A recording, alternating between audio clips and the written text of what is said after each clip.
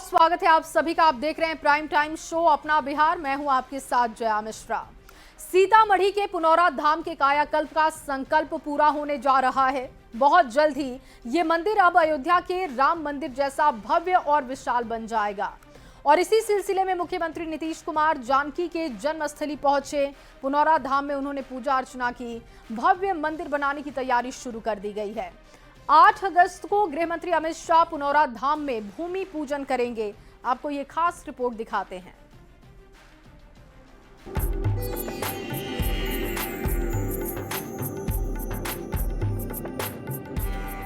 पुनौरा धाम मंदिर आने वाले समय में अयोध्या के राम मंदिर जैसा भी ये मंदिर हो जाएगा। अयोध्या मंदिर जैसे कैसे हो पाएगा ये मंदिर? इसी सिलसिले में मुख्यमंत्री नीतीश कुमार शनिवार को पहुंचे पुनौरा धाम। सीतामढ़ी का पुनौरा धाम, जो मां जानकी यानी सीता माता की जन्मस्थली कही जाती है, और अब इसी भूमि पर बनने जा रहा है मां सीता का सबसे बड़ा और भव्य मंदिर, जो अयोध्या में बने भगवान राम के मंदिर से भी विशाल होगा। अगले महीने 8 अगस्त को केंद्रीय गृह मंत्री अमित शाह पुनौरा धाम के भूमि पूजन कार्यक्रम में शामिल होने आ रहे हैं। शाह के दौरे से पहले मुख्यमंत्री नीतीश कुमार ने मंदिर की आधारशिला से जुड़ी जानकारी खुद जाकर ली। सीएम ने मां जानकी धाम में पूजा अर्चना भी की। पुनौरा धाम मंदिर कितना दिव्य और भव्य बनेगा, वो भी जानिए। सरकार ने पुनौरा धाम के पुनर्निर्माण के लिए 50 एकड़ जमीन के अधिग्रहण को मंजूरी दे दी है। इससे पहले 16.63 एकड़ भूमि के अधिग्रहण की मंजूरी दी गई थी। भव्य मंदिर का डिजाइन भी बनकर तैयार हो गया है। 883 करोड़ की लागत से इस दिव्य मंदिर को बनाया जाएगा, जिसे कैबिनेट से मंजूरी मिल चुकी है। माता सीता मंदिर निर्माण के लिए एक ट्रस्ट का भी गठन कर दिया गया है। भव्य मंदिर बनने के बाद पुनौरा धाम पर्यटन स्थल के तौर पर भी विकसित होगा, क्योंकि इस परियोजना के तहत रामायण सर्किट में पुनौरा धाम को अयोध्या के श्री राम जन्मभूमि से जोड़ा जाएगा। इससे बिहार को राष्ट्रीय पर्यटन मानचित्र पर नई पहचान मिलेगी। साथ ही मंदिर बनने से नए रोजगार के अवसर भी मिलेंगे। मुख्यमंत्री नीतीश कुमार के साथ डिप्टी सीएम सम्राट चौधरी और जल संसाधन मंत्री विजय कुमार चौधरी भी मौजूद रहे। जेडीयू के राष्ट्रीय कार्यकारी अध्यक्ष संजय झा भी पूजा अर्चना कार्यक्रम में शामिल हुए। पूजा पाठ के बाद सीएम ने मंदिर का अवलोकन किया और आर्किटेक्ट की तरफ से बनाए गए मंदिर के नक्शे को भी देखा। जाहिर है वो दिन दूर नहीं जब पुनौरा की धरती फिर से जगमगा उठेगी। सीतामढ़ी संवाददाता राकेश रंजन के साथ ब्यूरो रिपोर्ट, न्यूज़ 18।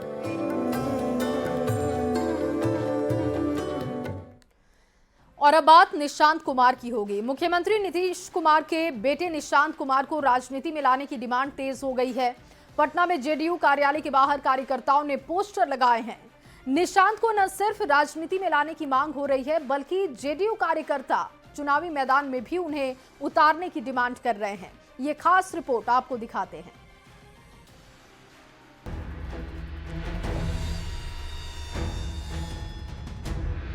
मुख्यमंत्री नीतीश कुमार के बेटे निशांत कुमार को राजनीति में लाने की जोरदार डिमांड हो रही है। ये देखिए, राजधानी पटना की सड़कों पर लगे ये बड़े बड़े पोस्टर, बैनर। जेडीयू के कार्यकर्ता कह रहे हैं, कार्यकर्ताओं की यही मांग, चुनाव लड़े निशांत। बिहार के कार्यकर्ताओं, बिहार के नौजवानों, बिहार वासियों की यह इच्छा है कि वह चुनाव लड़ें, बिहार का नेतृत्व करे। नीतीश जी का नेतृत्व अभी भी है, लेकिन निशांत जी को भी अभी एक्टिव राजनीतिक में आके हम लोग को बीच, युवाओं को बीच आ जाना चाहिए। जैसे जैसे बिहार चुनाव के दिन नजदीक आ रहे हैं, वैसे वैसे जेडीयू कार्यकर्ताओं की सक्रियता भी बढ़ गई है। जनता दल यूनाइटेड के दफ्तर के बाहर जो पोस्टर लगे हैं, उसमें मुख्यमंत्री नीतीश कुमार के साथ साथ उनके बेटे निशांत कुमार की तस्वीर नजर आ रही है।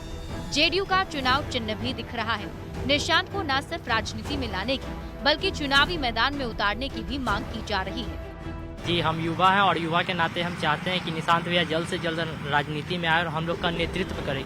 चुनावी साल में निशांत कुमार के राजनीतिक पदार्पण पर सियासत भी जमकर हो रही है। भारतीय जनता पार्टी सियासत में निशांत का स्वागत कर रही है। वहीं जेडीयू नेता ये कह रहे हैं कि निशांत की सियासी पारी का फैसला सीएम नीतीश या निशांत खुद ही लेंगे। जहां तक जदयू कार्यकर्ताओं द्वारा माननीय मुख्यमंत्री जी के सुपुत्र श्री निशांत कुमार को चुनाव लड़ाने की मांग है तो यह स्वागत योग्य है। जहाँ तक निशांत जी का सवाल है तो इस संदर्भ में स्वयं निशांत जी और आदरणीय मुख्यमंत्री नीतीश कुमार जी फैसला लेंगे।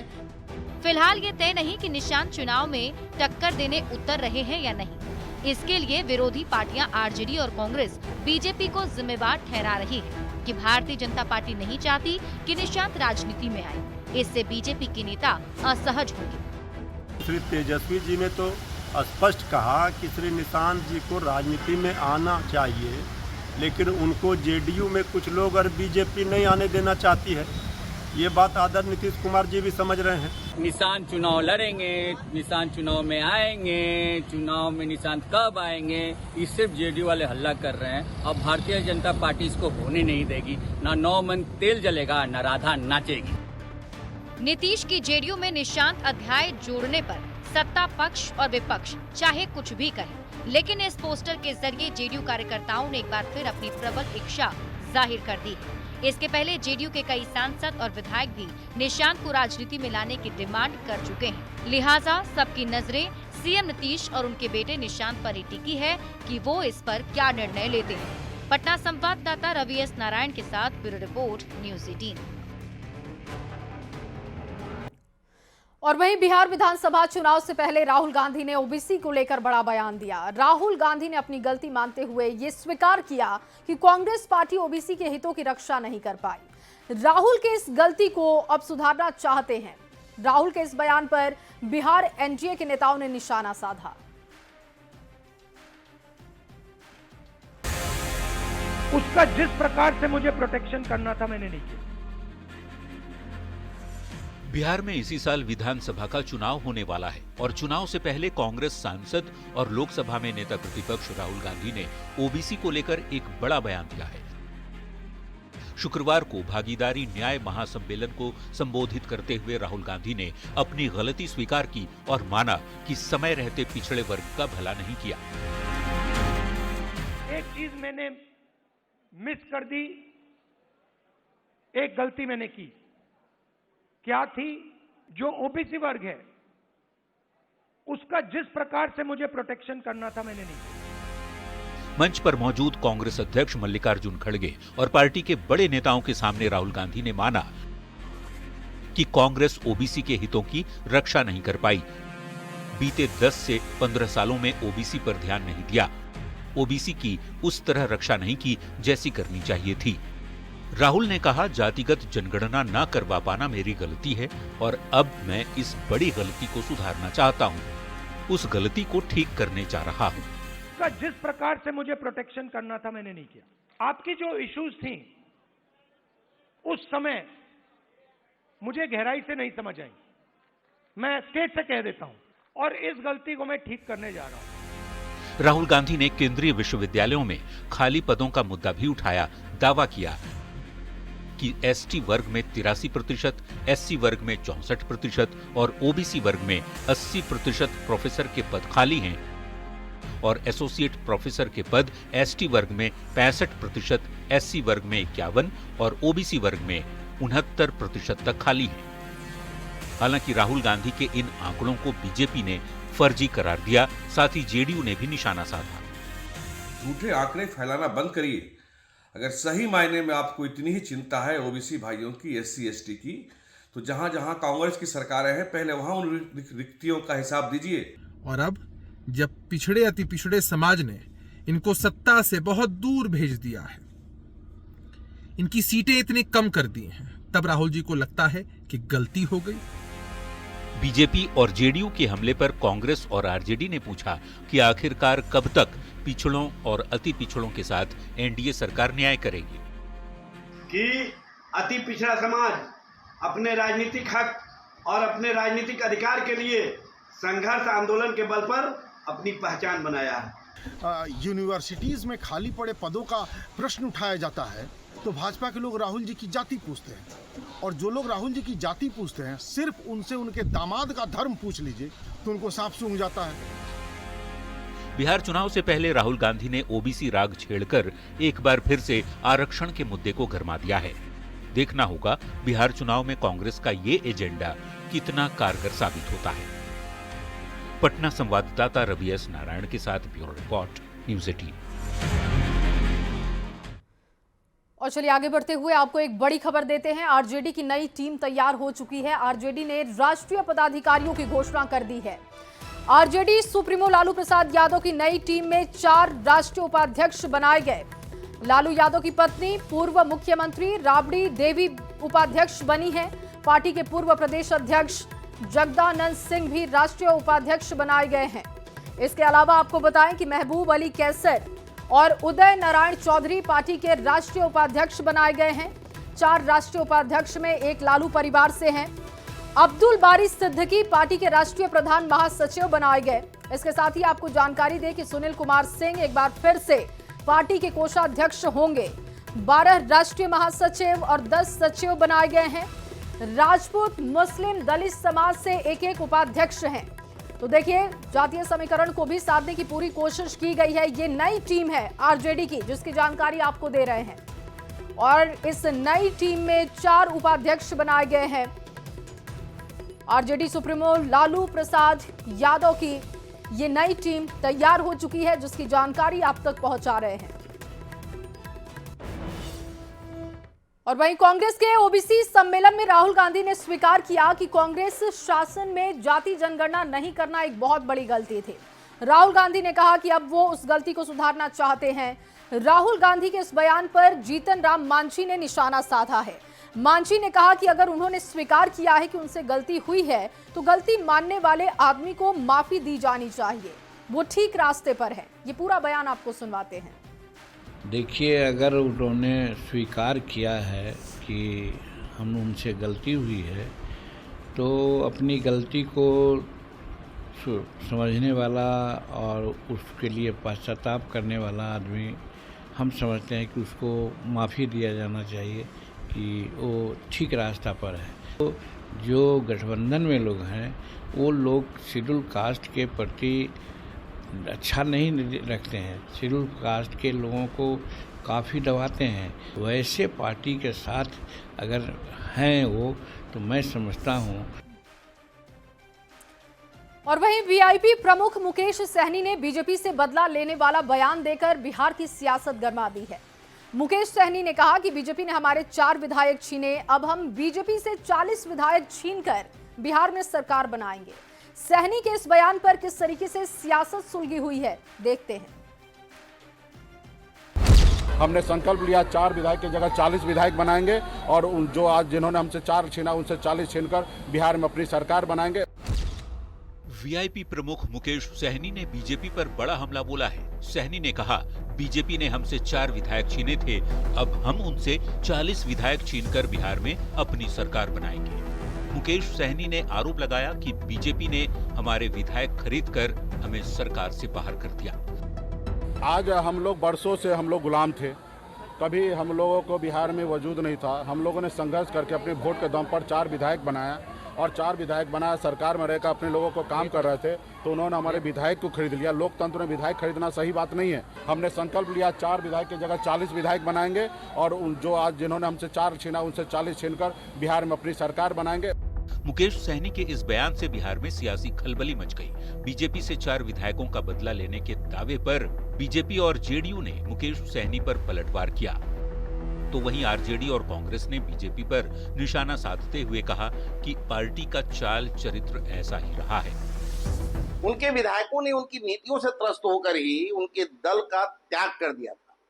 उन्हें तो आत्ममंथन करना चाहिए, लेकिन वह उल्टे ही धमकी दे रहे हैं कि हम 40 विधायकों को तोड़कर मिलाएंगे। अरे आप अगले चुनाव में किसी हैसियत में होंगे। मुकेश सहनी जी जब एनडीए के कुनबे और भारतीय जनता पार्टी पर आरोप लगाते हैं, उन्हें वो दृश्य भी याद रखना चाहिए जब पिछले चुनाव में मौर्या होटल में तेजस्वी जी के सामने, पूरे महागठबंधन के कुनबे के सामने उन्होंने आरोप लगाया था कि अति पिछड़े के बेटे के पीठ में खंजर भोंकने की साजिश रची। जब जब अति पिछड़ा समाज ने राजनीतिक भागीदारी और राजनीतिक हिस्सेदारी अपने संघर्ष और आंदोलन के बल पर तय किया है, उसके मनोबल को तोड़ने का भारतीय जनता पार्टी के द्वारा प्रयास किया जाता है। भारतीय जनता पार्टी सत्ता में आने के लिए, सत्ता में बनी रहने के लिए किसी हद तक जाती है। ना उनका नियम है ना नीति है। बस किसी तरह से एमएलए को, एमपी को खरीद के, तोड़ कर, उन पे केस लाद कर, उनको डरा कर, धमका कर, ये उनका तरीका है लोगों के एमएलए, एमपी को हथियार लेना और सत्ता में आ जाना।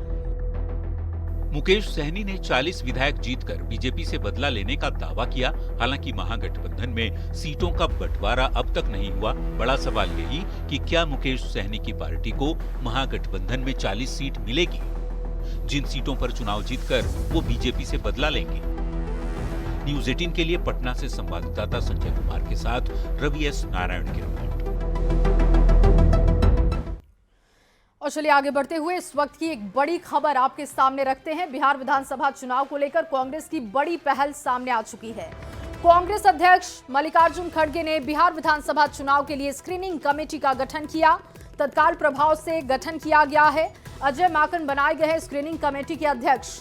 इसके साथ ही प्रणीति शिंदे सदस्य हैं, इमरान प्रताप गढ़ी भी इस कमेटी के सदस्य हैं, कुणाल चौधरी सदस्य हैं। इसके अलावा कृष्णा अल्लावरू और राजेश कुमार समेत कई बने हैं पदेन सदस्य। तो कांग्रेस की तरफ से ये बड़ी पहल की गई है। देखिए, चुनाव के मद्देनजर तैयारी है और कृष्णा अल्लावरू भी इसमें पदेन सदस्य हैं, राजेश कुमार पदेन सदस्य, इसके अलावा कई और पदेन सदस्य हैं। और जो ये मेन कमेटी है उसके सदस्यों के नाम हमने आपको बता दिए, जिसमें प्रणीति शिंदे सदस्य हैं, कुणाल चौधरी हैं, कृष्णा अल्लावरू स्क्रीनिंग कमेटी के अध्यक्ष, और इसके साथ ही सदस्यों के नाम सामने आ चुके हैं। और चलिए अब बात बाढ़ की करेंगे। दरअसल बिहार में भारी बारिश के बाद डरावनी तस्वीरें देखने को मिल रही हैं। दानापुर में उफनती गंगा में लोग नाव पर सवारी कर रहे हैं। तो आरा की बात की जाए, वहां पर भी गंगा अपना रौद्र रूप दिखा रही है। सीतामढ़ी में बैराज से पानी छोड़े जाने के बाद दहशत का माहौल बना हुआ है। उफनती गंगा में हिचकोले खा रही नाव की ये तस्वीर दानापुर के दियारा इलाके की। गंगा नदी का जलस्तर लगातार बढ़ रहा है। उफनती गंगा में हर दिन लोग अपनी जान को खतरे में डालकर सफर कर रहे हैं। गांव की लहरों पर बेरोक टोक नावों पर ओवरलोडिंग जारी है। बीच गंगा नदी में जब तेज हवा की वजह से गंगा में लहर उठती है तो नाव डगमगा जाती है, लेकिन खतरों के बीच लोग नाव पर लगातार सफर कर रहे हैं। प्रशासन की तरफ से नावों पर ओवरलोडिंग करना मना है, लेकिन नाव चलाने वालों पर इसका कोई असर नहीं दिख रहा। नावों पर महिला, बुजुर्ग से लेकर बच्चे तक सवार होते हैं। लोग अपनी बाइक को भी इसी नाव पर लाद कर ले जाते हैं। यानी हर दिन दियारा के लोग 2 बार अपनी जिंदगी दांव पर लगा रहे हैं। अगर पटना की हम बात करें तो पटना में गंगा का जलस्तर बढ़ रहा है और ऐसे में नाव से यात्रा करने वाले लोग खतरे को मोल लेते हुए नाव पर यात्रा कर रहे हैं। यहाँ देख सकते हैं दीघा घाट की तस्वीर, जहाँ बीच गंगा में ओवरलोडेड नाव की तस्वीर साफ तौर पर नजर आ रही है और ये तस्वीर बिल्कुल डरावनी नजर आ रही है। बिहार में भारी बारिश के बाद कटाव से भी हाहाकार मचा हुआ है। ये तस्वीरें हैं आरा के शाहपुर प्रखंड के जवनिया गांव की, जहां अब तक 50 से ज्यादा घर गंगा नदी में समा चुके हैं। गांव के लोग डर के साए में दिन और रात गुजारने को मजबूर हैं। जिनके आशियानों को गंगा ने निकला वो खुले आसमान के नीचे दिन गुजार रहे हैं। आलम यह है कि अब खाने पीने का भी संकट हो गया है। हालांकि जिला प्रशासन की तरफ से सामुदायिक किचन के जरिए लोगों को खाना खिलाया जा रहा है। अब देख लीजिए तो खुदे लौकी रहा है। हम परसों आए थे तो वहाँ तक था, आज आ रहा हूँ तो देखिए यहाँ आ गया। मतलब हर रोज घर गिर रहा है। हाँ। डर के साए में डर लगता है। अब डर के साए में सब बाल बच्चा को रहने की व्यवस्था नहीं है। जहाँ तक हम भाग कर दूसरे घर रह सकते हैं, चाहे बांध पर और लोग गए। ये देखते हैं तो हमको दिमागे नहीं काम कर रहे हैं कि क्या करें। अचानक जैसे इतना कटाव हो गया, अचानक अब ना जाने गंगा जी के कौन जा रहा है कि वैसे कटाव। भारी बारिश के बाद रोहतास जिले के डेहरी अनुमंडल में इंद्रपुरी के सोन बैराज में क्षमता से ज्यादा पानी जमा हो गया है। बैराज से सोन नदी में सीधे पानी को छोड़ा जा रहा है। सोन नदी में पानी डिस्चार्ज कर देने के बाद गंगा नदी उफान पर है। सोन नदी के किनारे पर बसे लोगों को सावधान रहने को कहा गया है। हाँ, वर्षा के कारण तो कुछ वृद्धि है, लेकिन मैक्सिमम डिस्चार्ज जो है 5,33,000 पास कर चुका है। इससे अभी मात्र 80,000 से भी कुछ कम ही है और डाउन स्ट्रीम में प्रवाहित हो रहा है।